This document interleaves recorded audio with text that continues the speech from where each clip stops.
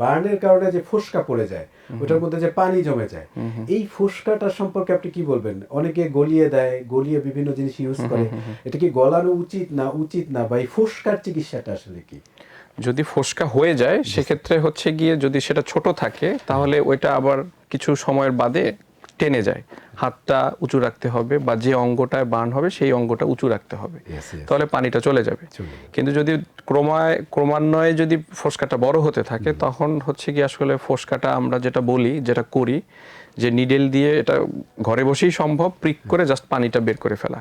পানিটা বের করে ফেললে যে চামড়াটা থাকে উপরে, ওটা কুঁচকে যায়, কুঁচকে ওখানেই বসে যায়।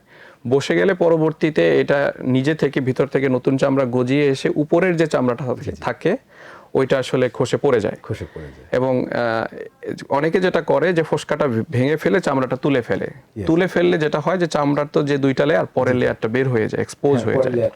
এবং সেটা অনেক ক্ষেত্রে দেখা যায় ছোট সামান্য বার্ন, কিন্তু এক্সপোজ থাকার কারণে ইনফেকশন হতে পারে। তার মানে এই চামড়াটা উঠে ফেলানো উচিত না।